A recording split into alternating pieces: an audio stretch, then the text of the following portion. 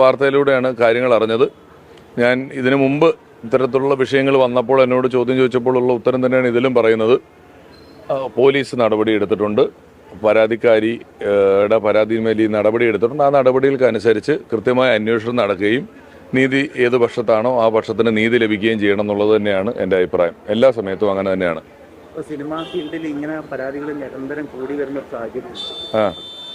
Cinema ഫീൽഡിൽ നിരന്തരം വരുന്നില്ല, ഈ ഇത്തരത്തിലുള്ള പരാതികൾ നിരന്തരം കൂടി വരുന്നുണ്ട്. അത് പലപ്പോഴും ഒരു സിനിമാ ഫീൽഡിലോ രാഷ്ട്രീയ ഫീൽഡിലോ ഒക്കെ ഉള്ള ആളുകളാകുമ്പോൾ അതിന് കൂടുതൽ വാർത്താ പ്രാധാന്യം ലഭിക്കുന്നു എന്നുള്ളതാണ്. ഇതൊന്നും നടക്കാൻ പാടില്ലാത്ത കാര്യങ്ങളാണ്. എപ്പോഴും പറയുന്നത് പോലെ അത്തരത്തിലുള്ള കാര്യങ്ങൾ നടക്കുന്നു. അപ്പോൾ ചൂഷണം ചെയ്യപ്പെട്ടവർക്ക് നീതി ലഭിക്കണം, ആരുടെ ഭാഗത്താണോ നീതി അവിടെ നീതി ലഭിക്കണം എന്നുള്ളത് എനിക്ക് പറയാൻ പറ്റുള്ളൂ. പിന്നെ ഈ നമ്മൾ വിവിധ തൊഴിൽ മേഖലയിൽ ജോലി ചെയ്യുന്ന ആളുകൾ അല്ലെങ്കിൽ പൊതുജനങ്ങൾ, ഒരു നാട്ടിൽ ഒരാൾ ചെയ്തു, അത് ആ നാട്ടുകാർക്ക് മുഴുവൻ, ഒരു തൊഴിൽ മേഖലയിൽ ഒരാൾ ചെയ്തു, അതിനെക്കുറിച്ച് ആ തൊഴിൽ മേഖലയിലുള്ളവരെന്ന് പറഞ്ഞില്ല. ഇതെല്ലാം എപ്പോഴും പറയുന്നത് പോലെ വ്യക്തിപരമായി ഓരോ വ്യക്തികൾ ചെയ്യുന്ന കാര്യമാണ്. അതിൻ്റെ ഒരു ഉത്തരവാദിത്തമോ അതിലൊരു അഭിപ്രായം പറയേണ്ട കാര്യമോ ഒക്കെ നമ്മളെ സംബന്ധിച്ച് എത്ര കണ്ടുണ്ട് എന്ന് എനിക്കറിയില്ല. പോലീസിൽ പരാതി കിട്ടിയൊരു കാര്യം, പോലീസ് അതിനു വേണ്ട നടപടികൾ എടുക്കുന്നു, ഏറ്റവും ഭംഗിയായ അന്വേഷണങ്ങൾ മുന്നോട്ട് പോകുന്നു എന്ന് ഞാൻ വിശ്വസിക്കുന്നു.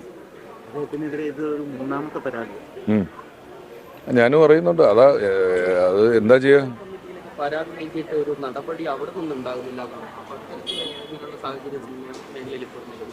ഇന്റേണൽ കമ്മിറ്റിയുടെ നടപടി എന്ന് പറയുന്നത്, ഇന്റേണൽ കമ്മിറ്റി എന്ന് പറയുന്നത് നമ്മുടെ ഈ പാർട്ടി കോടതിയാണെന്ന് പറയുന്ന പോലെ ഒന്നും നിലപാടുകളോ ശിക്ഷാ നടപടികളോ ഒന്നും എടുക്കാൻ പറ്റുന്ന കാര്യമല്ല.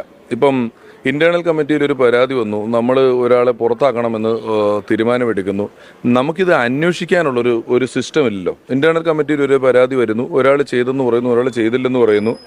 ഏത് സിസ്റ്റം ഉപയോഗിച്ചുകൊണ്ടാണ് നമ്മളൊരു കാര്യം അന്വേഷിക്കുക? ഇന്റേണൽ കമ്മിറ്റി എന്ന് പറയുന്നത് ഒരു വളരെ പ്രാഥമികമായ ഒരു കാര്യവും അതിനെ ഒരു പോലീസിലേക്ക് തിരിച്ചുവിടാനും പ്രാഥമിക സംരക്ഷണം, ഒരു ഫസ്റ്റ് എയ്ഡ് എന്ന് പറയുന്നത് പോലെ ഒരു കാര്യമേ സാധ്യമാകുന്നുള്ളൂ അല്ലേ? ഒരു തൊഴിൽ മേഖലയിൽ, ഒരു സിനിമാ സെറ്റിൽ അല്ലെങ്കിൽ മറ്റൊരിടത്ത് ഇന്റേണൽ കമ്മിറ്റി ആയിരിക്കുന്ന 4 ആളുകളുടെ മുന്നിൽ ഒരു പരാതി വന്നതുകൊണ്ട് അവർക്ക് ആരെയും ശിക്ഷിക്കാനോ ഒന്നും പറ്റില്ല. നമ്മൾ ഒരാളെ സെറ്റിൽ നിന്ന് പുറത്താക്കണം എന്ന് പറയുമ്പോൾ അയാൾ ഞാനിത് ചെയ്തിട്ടില്ല, എനിക്കും കേസിന് പോകാൻ പറ്റും എന്നൊക്കെ പറയുന്ന അവസ്ഥകളുണ്ടാവുമല്ലോ. അപ്പോൾ ഇന്റേണൽ കമ്മിറ്റി രൂപീകരിച്ചാലും അവർ ഒരുപാട് പരിധിക്കുള്ളിലാണ് നിൽക്കുന്നത്. അവർക്ക് എല്ലായ്പ്പോഴും ഒരു ഡിസിഷൻ മേക്കിങ്ങിലോട്ട് എത്താനുള്ള നിയമപരമായ തടസ്സങ്ങളുണ്ട്. ഇന്നലെ ഷാഫി പറമ്പിൽ രാജിവെക്കണമെന്ന് ആവശ്യപ്പെട്ട് BJPയുടെ ഒരു പ്രതിഷേധം ഉണ്ടാവും. ഞാൻ കണ്ടിരുന്നു അത്തരത്തിലൊരു പ്രതിഷേധം പോയി എന്നുള്ളത്. നോക്കൂ, ഇവരുടെ ഫ്ലക്സ് ബോർഡുകളിൽ നമുക്ക് വിവാദ രാഷ്ട്രീയം വേണ്ട, നമുക്ക് വികസനം ചർച്ച ചെയ്യാം എന്നൊക്കെയാണ് എല്ലാ ഫ്ലക്സ് ബോർഡുകളിലും ഉള്ളതെങ്കിലും ഇവിടെ വന്ന ഇന്ത്യയുടെ ബഹുമാനപ്പെട്ട പ്രധാനമന്ത്രി ഉൾപ്പെടെ ഇത്തരത്തിലുള്ള വിവാദ വിഷയങ്ങൾ എടുക്കുകയും ഉറക്കെ പറയുകയും ചെയ്യുന്നതല്ലാതെ ഈ ഫ്ലക്സ് ബോർഡുകളിലുള്ള കാര്യങ്ങൾ പലപ്പോഴും ഒന്നും കാണുന്നതായിട്ട് എനിക്ക് തോന്നുന്നില്ല.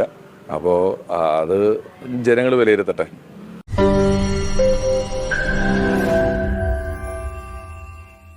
ലോകത്തെവിടെയായാലും ഏത് സമയത്തും 24 വാർത്തകളും ഓഗ്മെന്റഡ് റിയാലിറ്റി പാക്കേജുകളും എക്സ്പ്ലെയിനറുകളും വിശദമായി കാണാൻ ഞങ്ങളുടെ യൂട്യൂബ് ചാനൽ നിങ്ങൾക്ക് സബ്സ്ക്രൈബ് ചെയ്യാം.